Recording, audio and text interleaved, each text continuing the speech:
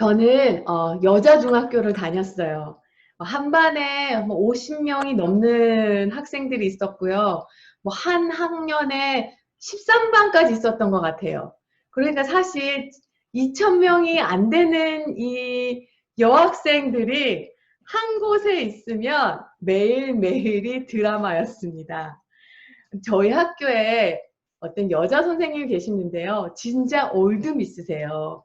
결혼을 안 하신 되게 나이 많으신 여자 선생님이 계셨는데 학생들이 선생님을 좋아하지는 않았습니다. 왜냐면 너무 까칠하셨어요. 너무 까칠하시고요. 여학생들을 때리시는데 때리시려면 이렇게 좀 터프하게 이렇게 팍 때리시던가 출석부로 맨날 이렇게 때리시면서 하여튼 되게 기분이 많이 상하는 여학생들이 많았어요. 그래서 공공의 적이 되셨죠. 근데 어느 날 저희 학교에 소문이 돌기 시작했습니다. 이 선생님이 죽을 병이 걸렸대. 심각한 병이 걸렸대 라는 소문이 쫙 돌았어요. 그 이유가 뭐냐면요. 이게 너무나 빨리 일어났어요. 이 모든 일들이 너무나 빨리 일어나서 저도 이 충격이 너무나 갑자기 이 여자 선생님께서 변하신 거예요. 학생들을 때리질 않으시는 거예요. 학생들을 비냥거리지도 않으시는 거예요. 어느 날 갑자기요.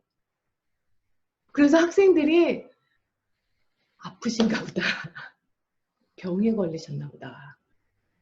그래서 진짜 이 2,000명이 좀 안 되는 여자 중학교에서 소문이 곧 죽으실 수도 있으시대. 학교가 울렁울렁 됐어요. 어느 날 학교에서 광고가 나왔습니다. 이 여자 선생님께서 결혼을 하신다고. 이제 모든 궁금증이 풀렸은 거예요. 이 올드미스 선생님께서 사랑에 빠지신 거죠. 그리고 결혼을 하시고 아이를 임신을 하셨어요. 너무나 이 모든 일들이 너무나 빨리 진행이 된 거거든요. 근데 임신을 하고 나시니까 완전히 천사가 되시는 거예요. 목소리가 높아지지가 않으세요. 그래서 이 학생들이 이제 이 충격을 이제 이거 좀 감당하기 힘든 거 너무 많이 갑자기 바뀌시니까 그래서 이제 이 여학생들이 사랑의 힘이 어떤 것인지 알 수 있는 그런 경험이 되었습니다. 아, 사랑의 힘은 정말로 위대하구나. 사랑은 사람을 이렇게까지 변하게 시킬 수 있구나. 사람의 사랑이 사람을 이렇게까지 변화시킨다면 자기를 죽기까지 내어주신 하나님의 사랑은 우리를 어디까지 변화시킬 수 있을까요? 예수님을 믿는다는 것은 우리의 삶에 사랑과 용서로 나타납니다. 오늘 본문 말씀은 바로 그 말씀이에요. 지금 마태복음 18장을 공부하고 있는데요. 마태복음 18장 전체의 주제가 회복입니다. 교회 공동체가 무너졌을 때 회복을 가지고 오는 길이에요. 그 중에 오늘 하는 말씀이 이제 용서거든요. 지난주에는 교회 안에 형제 자매가 길을 잃었을 경우, 죄를 범했을 경우, 목자가 99마리의 양을 놔두고 잃어버린 한 양을 찾으러 나가는 것처럼 잃어버린 그 형제 자매를 포기하지 말고 찾아와야 한다는 것을 배웠습니다. 예수님의 이 말씀을 듣고 제자 베드로가 이제 마음이 쓰이는 거예요. 아, 그렇다면 죄를 범하는 이 죄를 범한 형제 자매를 이렇게까지 품어야 된다면 도대체 어디까지 품어야 합니까? 언제까지 그 사람을 품어야 합니까? 베드로가 바로 이것을 지금 오늘 본문에서 묻고 있습니다. 21절에 보면 주여, 형제가 자신에게 죄를 범하면 몇 번이나 용서해야 합니까? 7번까지 해야 합니까? 자, 베드로 입장에서는요, 7번까지 용서하겠다는 제안은 엄청나게 이게 관대한 거예요. 왜냐면 이때 시대 당시 때 랍비의 율법으로 보면요, 3번인 용서가 충분하다고 말을 하거든요. 7번도 엄청나게 관대한 거죠. 근데 예수님은 그 이상을 요구합니다. 7번뿐만 아니라 7번을 70번까지라도 결국은 490번까지 용서하시라는 말씀이시죠. 이 말씀은 즉 형제가 죄를 지었을 때 제한 없이 용서하라는 겁니다. 용서하는 것이 삶이 되어야 된다는 것이에요. 490번 용서한다는 것을 생각만 해도 힘이 빠지죠. 힘이 빠져요. 3번 이상도 용서하기 힘듭니다. 만일 성도님께서 점심 약속이 있다고 이제 가정을 해요. 이제 토요일날이 제일 바쁘잖아요. 가게에서 바쁜데 이 약속을 지키기 위해서 이제 2시간 정도 다른 사람한테 이 일을 맡기고 30분 운전해서 한 280번 있는 데까지 가서 이제 약속 시간에 약속 장소에 나갑니다. 30분 운전해서 약속 장소에 나갔는데 나가서 차를 파킹을 하고 또 마침 또 파킹 스페이스도 없네요. 돌다 파킹을 결국은 파킹자를 찾고 자리를 잡고 기다리고 있었습니다. 기다리고 또 기다리는데 이 사람이 오늘 안 나오는구나 하는 마음이 들어서 이제 내가 먹은 점심값을 내고 돌아왔어요. 돌아오면서 아마 뭔가 무슨 사정이 있었겠지. 아마 되게 엄청난 사정이 있었을 거야 하면서 이제 돌아옵니다. 근데 돌아오는 중에 전화를 받아요. 자기가 깜빡했다고. 정말 미안하다고. 진짜 미안하다고. 다시 한번 시간을 내줄 수 있냐고. 그래서 다시 날짜를 잡습니다. 그래서 날짜를 잡고 그날이 또 왔어요. 몇 주 후에. 그런데 지난번에 일어났던 일이 또 반복됐어요. 자, 그러면 이 다음에 약속을 또 잡으시겠습니까? 그분하고? 용서는 하겠지만 또 약속을 잡긴다는 것은 좀 다른 레벨의 이야기죠. 이것을 490번이나 하시겠습니까? 사람이라는 존재가요, 같은 말을 여러 번 듣는 것도 참지 못하더라고요. 같은 말을 여러 번 들으면 화가 난대요. 제가 하루는 같은 말을 여러 번 제 아들에게 하니까 아들이 진지하게 저한테 오더니 엄마는 남자를 참 몰라. 남자는 같은 말을 여러 번 들으면 자존심이 상해. 그래서 더 하기 싫어져. 아니, 같은 말을 여러 번 듣는 게 화가 난다면요. 그것도 화가 난다면 매번 용서를 할 수 있을까요? 이것은 부모도 못해요. 용서는 부모, 자식 간에도 힘든 거예요. 그런데 형제 자매가 나에게 죄를 범했을 때 몇 번이나 용서해야 합니까? 이 베드로의 질문에 예수님은 항상 행하시는 대로 비유로 대답을 하십니다. 천국은 그 종들과 결산하려는 한 임금과 같다는 것입니다. 어느 날 10,000달란트 빚진 종이 왕 앞에 왔어요. 어떻게 이렇게 엄청난 빚을 지게 됐는지 모르겠습니다. 지금 10,000달란트라는 돈은요, 지금 현재 시대로 따지면 한 6 빌리언 달러예요. 1달란트가 20년 일한 연금이거든요. 20년을 일해야지 1달란트를 벌어요. 그럼 10,000달란트를 벌으려면요, 총 일주일에 40시간 일을 한다고 해도 15만 년을 일해야지만 돈 한 푼 안 쓰고 15만 년을 일해야지만 벌 수 있는 돈입니다. 15만 년. 지금 2020년이니까요. 15만 년 후에 그 돈을 만져볼 수 있는 거 불가능한 거죠. 어떻게 이런 빚을 지었는지 모르겠지만 이제 왕이 그 돈을 갚으라고 합니다. 그러니까 이 종이 엎드려 하는 말이 주인에게 참아달라고 해요. 갚겠다고 합니다. 사실 갚을 방법이 없어요. 갚을 수 없는 거는요. 차라리 용서해달라고 하는 게 나아요. 탕감해달라고. 근데 아마 이 종은 행동보다는 말이 먼저였던 사람, 생각보다는 말이 먼저인 사람인 것 같습니다. 암튼 왕이 이 종을 보고 불쌍히 여겨 그 엄청난 돈을 탕감해 주었어요. 그래서 이 종이 이제 밖으로 나가고 있는데 마침 지나가다가 자기한테 100데나리온을 빚진 동료 한 명을 만납니다. 근데 그 자를 보자마자 멱살을 확 잡아요. 멱살을 확 잡더니 돈 갚아! 그 동료가 하는 말이요. 아까 그 종이 했던 말을 그대로 합니다. 참아주소서. 내가 갚겠나이다. 이 말은 진심이었어요. 이 말은 가능한 말이었어요. 왜냐면요. 100데나리온을 빚을 졌다고 하는데요. 한 데나리오가 하루의 품삯이에요. 그러니까 결국은 이 사람이 빚진 것은요.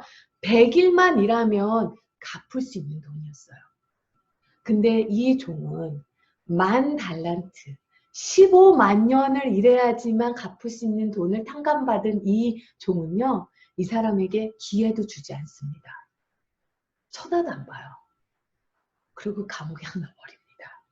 이것을 본 다른 종들이 할 말을 잃어버린 거예요. 어떻게 이런 일이 있을 수 있냐. 그래서 왕에게 갑니다. 그 왕에게 다 얘기를 해요. 지금 왕이 지금 막 10,000달란트 탕감해준 그 종이 자기한테 100데나리온 한 12,000불 정도겠죠. 요즘에는요. 그 돈 빚진 사를 용서해주지 않고 감옥에 넣어버렸다. 어떻게 이런 일이 있을 수 있냐고.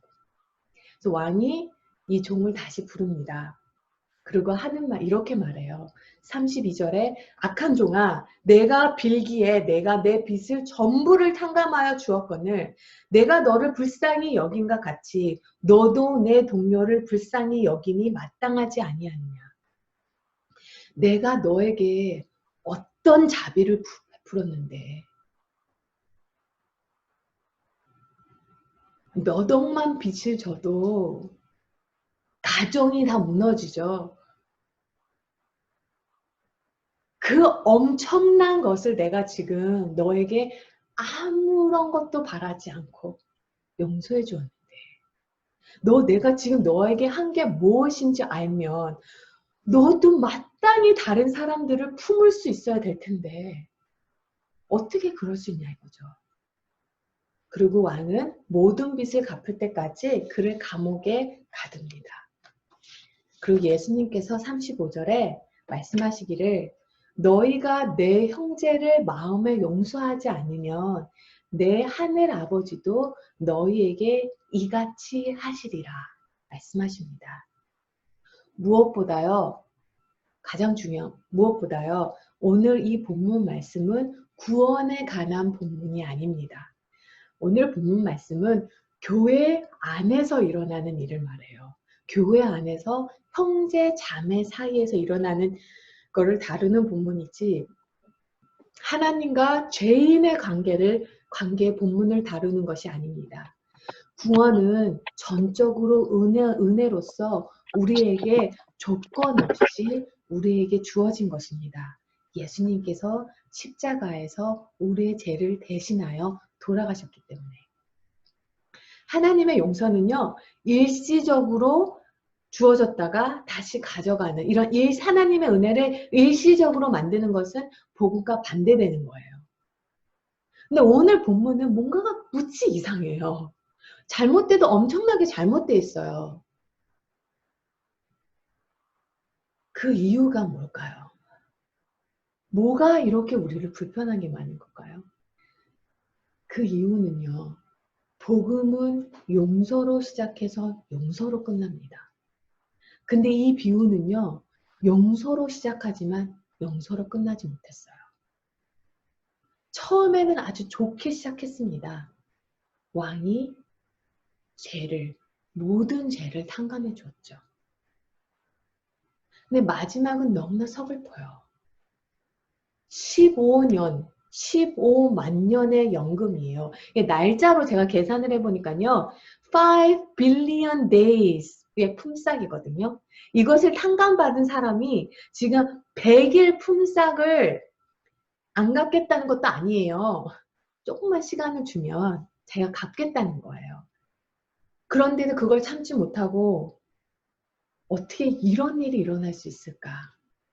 바로 그것을 왕이 알고 싶었던 거예요.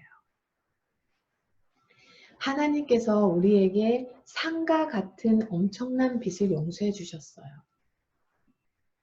이 탕감해 준 엄청난 빚에 다른 사람이 나에게 잘못한 것을 이렇게 비교하면요. 마치 에베레스트 산 옆에 있는 개미집 같은 존재죠. 이런 관계예요. 이것을 안다면 용서하게 되어집니다. 용서는 하게 되는 거예요. 받은 은혜가 용서로 이끌어줄 수밖에 없어요.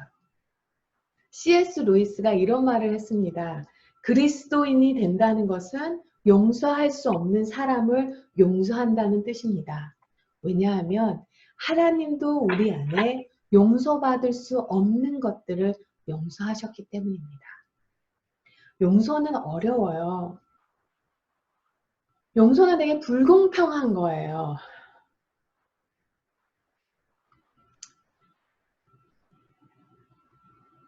일방적으로 상처받는 관계가 있을 수 있더라고요. 이 세상에서는.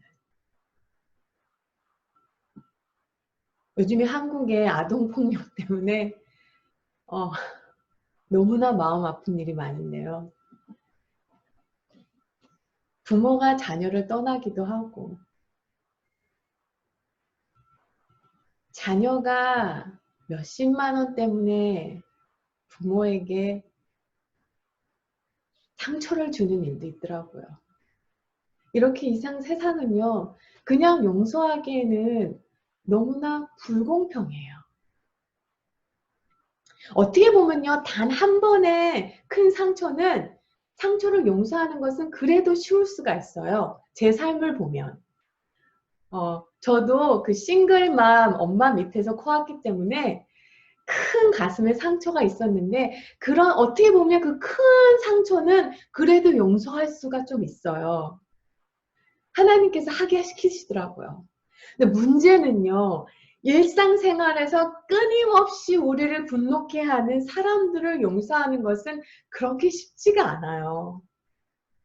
항상 으스대며 두목 행세를 하시는 시어머니. 이거 제 말이 아니에요. C.S. 루이스 말이에요. 맨날 욱하는 남편, 잔소리하는 아내, 이기적인 딸, 자기밖에 모르는 자녀, 맨날 거짓말하고 눈속이기만 하는 아들. 어떻게 계속 용서할 수 있겠습니까? 용서라는 포장으로 그냥 포기해버리진 않는가요, 우리는?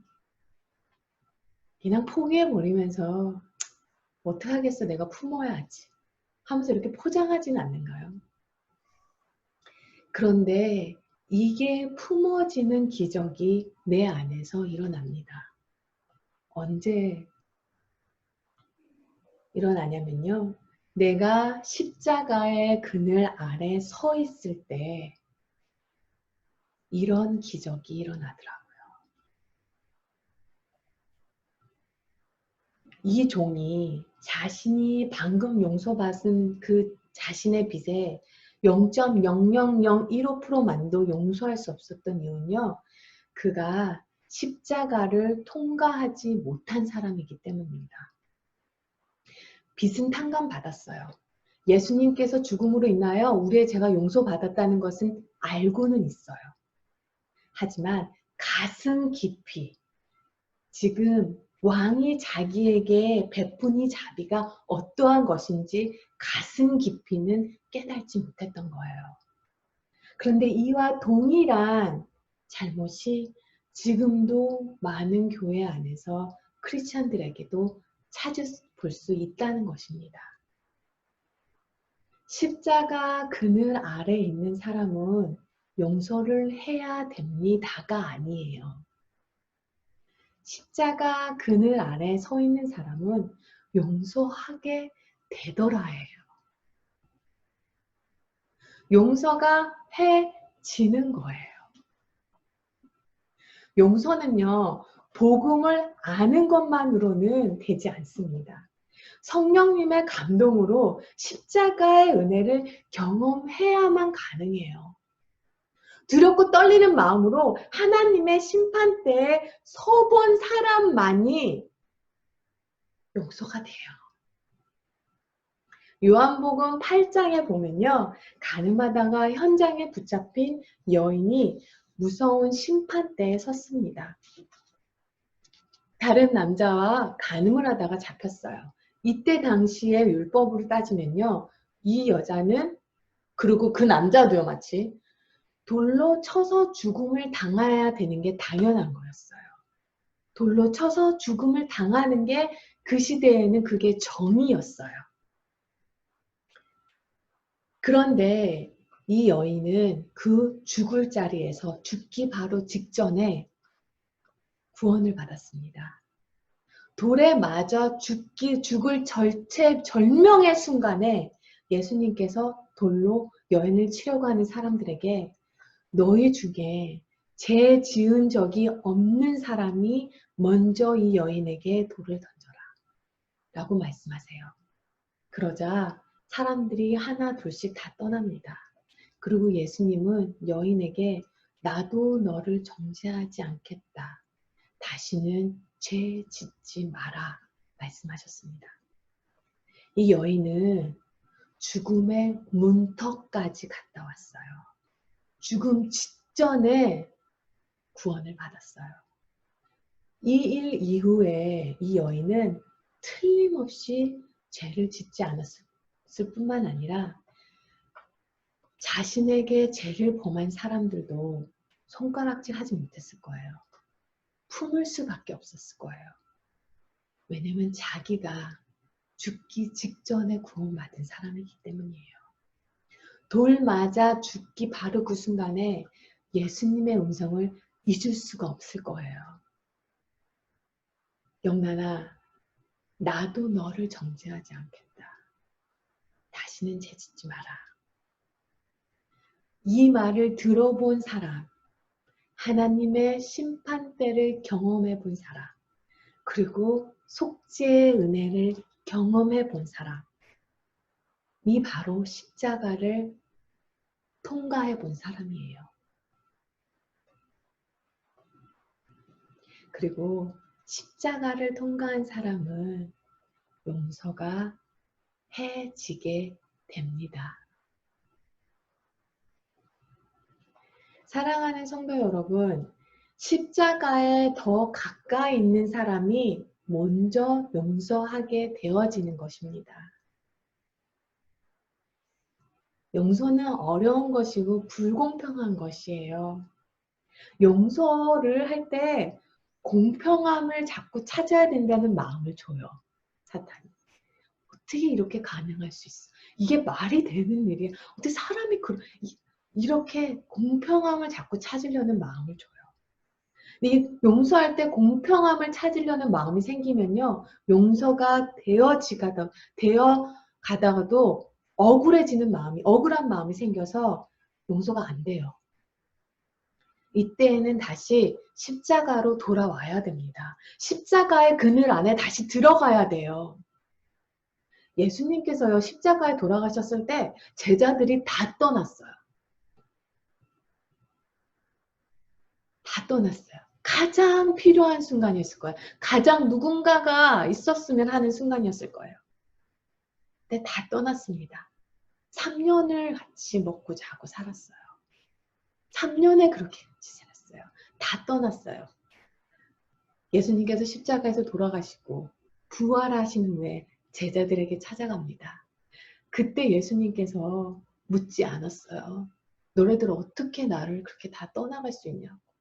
어떻게 그렇게 내버려 둘 수 있냐고. 예수님은요, 너희들 회개해야 된다고도 말하지 않으셨어요. 회개하라고 하지 않으셨어요. 예수님이 오셔서 하신 것은 죄책감에 무너지는 베드로를 다시 세워주고요. 도마를 다시 세워주었어요. 저는 참 지금 제자들이 다 모여 있잖아요. 모여 있는데 부활하신 예수님을 오셔서 만났어요. 근데 도마는 어디로 간 걸까요? 도대체 도마는 어디 가 있었던 걸까요? 도마의 성격을 보면요. 만일 나중에 그러니까 나중에 제자들이 부활한 예수를 만났다는 얘기를 도마가 들었을 때 진짜 애통을 했을 거예요. 자기만 못 만난 거예요. 자기만 못 만난 거. 아니 다른 사람들은 하나님의 음성을 다 들었어요. 기도 응답을 다 받아봤어요. 복음을 다 경험했어요. 십자가를 통과했어요. 근데 나만 아직도 모르고 있는 거예요. 모르겠는 거예요 도대체. 얼마나 도마가 답답했을까요? 예수님이 다음에 제자들에게 다시 오십니다. 근데 저는 예수님이 다시는 오신 이유가 도마 때문에 오신 것 같아요. 도마를 회복시켜 주시려고. 책임을 묻지도 않으셨어요. 회개하라고 하지도 않으셨어요. 그냥 품으셨어요. 또 다른 거 하나는요. 예수님께서 십자가에서 돌아가실 때 죽기 직전에 마지막으로 하신 일 중에 하나는 십자가에 달리셨을 때 강도가 둘이 같이 달렸는데 십자가에 달린 강도를 용서하시는 것이었습니다. 예수님은요, 이 강도가 순전히 두려운 마음 때문에 계심을 한 줄 알면서도 용서를 베푸셨어요. 이 강도는요, 지금 십자가에 달려있는 상태거든요. 앞으로 할 수 있는 게 아무것도 없어요. 이 강도는요, 뭐 성경 공부로 나갈 수 있는 것도 아니고요. 회당이나 교회에 가가지고 예배를 드릴 수도 있는 것도 아니고요. 헌금을 할 수 있는 것도 아니고요. 단기 선교를 갈 수 있는 것도 아니고요. 할 수 있는 게 아무것도 없어요. 자기가 죄 지은 것을 갚을 만한 일을 할 만한 기회가 주어지지 않아요. 그런데 예수님은 단지 이 강도가 예수여 나를 기억하소서 이 말 한마디에 이 강도를 용서합니다. 그리고 예수님이 말합니다. 오늘 내가 나와 함께 낙원에 있으리라. 그 약속을 하세요.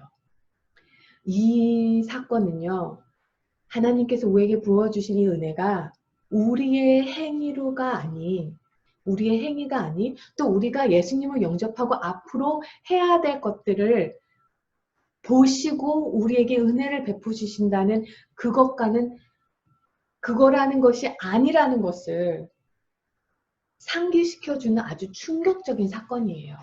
그 무엇도 우리가 죄 용서함을 받는 거, 하나님의 은혜를 경험하는 거는 그 무엇도 나에게서 나온 건 없다는 얘기죠. 하나님께서 우리에게 베푸신 은혜 자체가 말이 안 되는 용서예요. 있을 수 없는 용서예요. 하나님께서 우리에게 공평을 원하셨다면요.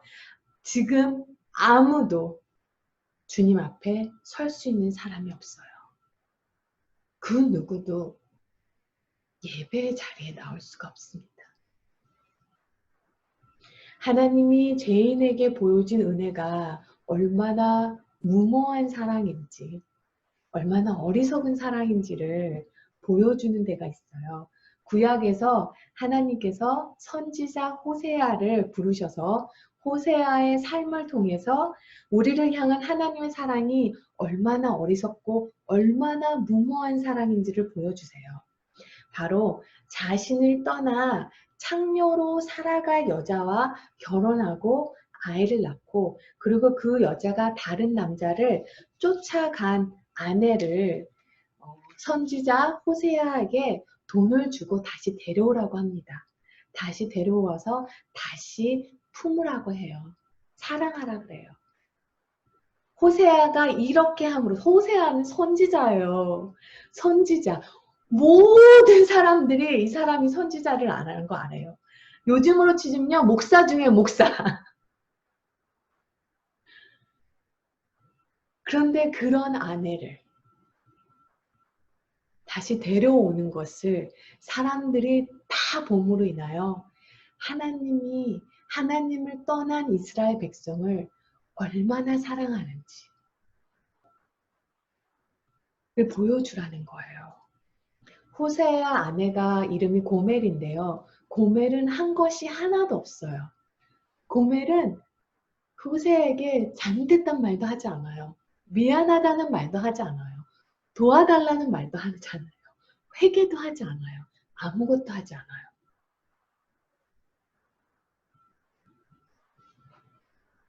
고멜에게 주어진 것은 은혜예요. 이것을 하나님께서는 보여주고 싶으셨던 거예요. 호세아를 통해 하나님의 마음이 어떤 것인지, 우리를 향한 하나님의 이 무모한 사랑의 마음을 알면 용서는 되어지는 것입니다. 첫 번째로는요, 오늘 본문이 주시는 말씀은 복음은 용서로 시작해서 용서로 끝나요.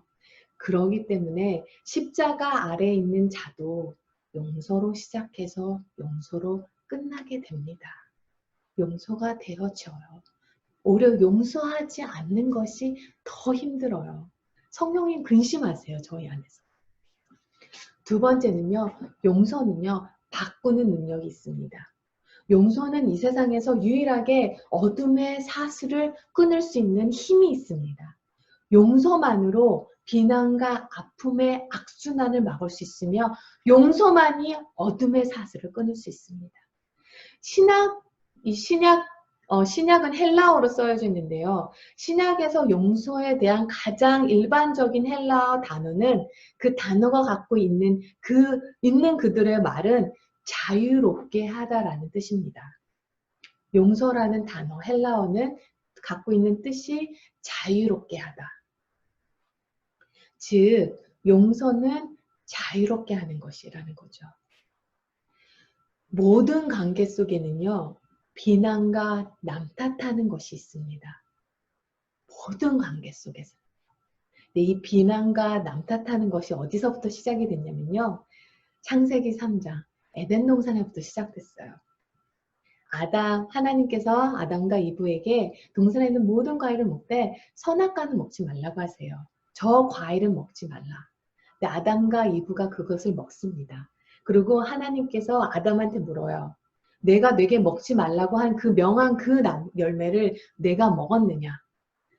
할 때 아담이요. 죄를 진 아담이요. 이 하나님의 왜 먹었느냐 하는 이 말에 나온 첫 마디가요. 잘못했습니다가 아니에요. 용서해 주셔도 아니에요. 네, 제가 먹었습니다도 아니에요. 첫 마디가요. 하나님이 주셔서 나와 함께 있게 하신 여자가 줌으로 내가 먹었나이다. 아니, 얼마 전만 해도요, 이브를 보고 아담이 뭐라 그랬는 줄 알아요? 뼈 중에 뼈이요, 살 중에 살이라고 했어요. 좋아서 어쩔 줄 몰랐어요. 근데 지금 자기 아내 탓을 하는 거잖아요. 그리고 아내를 허락하신 하나님을 탓하는 거잖아요. 이 말을 이브가 들었을 때요. 하나밖에 없는 남편이, 울타리가 되어줘준 남편이 이 여자 때문에 내가 이걸 먹게 됐다고. 이 말을 들었을 때 마음이 엄청나게 무너졌을 거예요. 신뢰가 깨져버리는 거죠. 이 비난과 남 탓하는 이것이 지금도 모든 관계에서 존재합니다. 당신 어떻게 어머니 생일을 잊어버릴 수가 있어? 그런 중에서 내가 깜빡깜빡 하니까 좀 꼭 알려달라고 했잖아. 지난주에 나한테 좀 꼭 얘기 좀 해달라고 했잖아. 왜 안 알려줬어? 그럼 이쪽에서 얘기하죠. 아니, 왜 갑자기 내 불똥이 왜 나한테 튀지? 자기가 전화해야 되는 게 맞는 거잖아. 그랬잖아. 나 좀 알려달라고. 그러면 여기서 이랬죠. 아, 내 엄마야? 자기 엄마지? 이런 사슬이요. 계속 돌아가요. 언제까지? 한 사람이요. 그만. 이제 우리 사슬을 끊자고. 그리고 이 사슬을 끊을 수 있는 유일한 방법은요. 용서예요. 미안해. 내가 잘못했어. 용서해줘. 용서만이 이 어둠의 비난과 남 탓하는 사실을 끊을 수가 있어요. 용서만이 탈출구를 제공할 수 있어요. 용서는요, 모든 문제, 모든 공평성의 문제를 해결하지는 못해요. 하지만 용서만이 관계를 다시 시킬 수 있습니다. 마지막으로요, 용서하지 않으면 엄청난 축복을 거부하는 것과 같습니다. 이게 이제 다음 주 말씀인데요. 낙심은 하나님의 복음도, 하나님의 축복도 막는다. 세계 최악의 감옥은 용서하지 못하는 마음이죠. 용서하지 않으면 변화의 가능성이 없어져요. 원망하는 마음은 나를 향한 하나님의 축복도 막아요. 미국으로 온 랍비가 이런 말을 한 적이 있죠. 이 랍비가 미국으로 오면서 이민 오기 전에 한 말이 이렇게 얘기했습니다. 나는 미국에 오기 전에 아돌프 히틀러를 용서해야 했다. 히틀러를 내 마음에 담아 새 땅까지 데려오고 싶지 않습니다. 용서로 인해 가장 먼저 치유받는 사람은 용서하는 바로 그 사람이에요.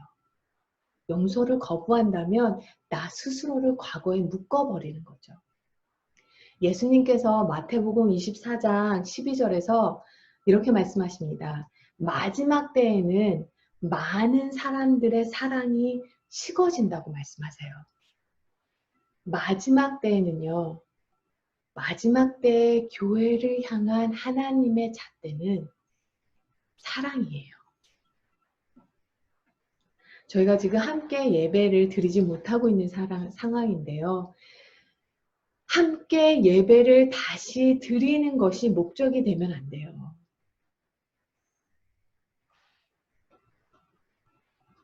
사랑의 공동체, 사랑 공동체가 되어야 된다는 거죠.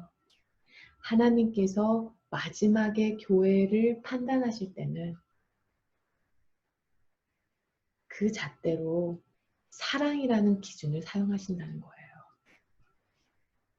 다시 만나 예배 드릴 때 이것을 꼭 기억하셔야 돼요. 그럼 저희는 다 죄인이에요. 죄를 짓기 때문에 죄인이 아니라 죄인이기 때문에 죄를 짓게 됩니다. 그렇기 때문에요. 용서가 없으면 공동체는 에서 회복은 있을 수가 없어요. 용서만이 공동체를 만들 수도 있지만 용서만이 공동체를 회복시킬 수 있습니다. 사랑하는 성도 여러분, 십자가의 그늘 아래 있는 자는 용서하게 되어집니다. 십자가에 더 가까이 계신 분이 먼저 용서하게 돼요. 십자가에 가까이 계신 분이 용서를 하시면요. 어느 분을 용서를 하시면 그분이 십자가에 더 가까이 계신 거예요. 크리스천들이 원수까지 용서하는 것을 세상이 볼 때요. 크리스천들은 원수도 사랑한대. 그것을 세상이 볼 때요. 세상은 예수님을 알고 싶어 할 거예요. 도대체 예수가 누구길래 원수까지 사랑하게 만드는 거지. 이렇게 세상은 예수님을 보게 될 것입니다. 이 시간 같이 기도드리겠습니다.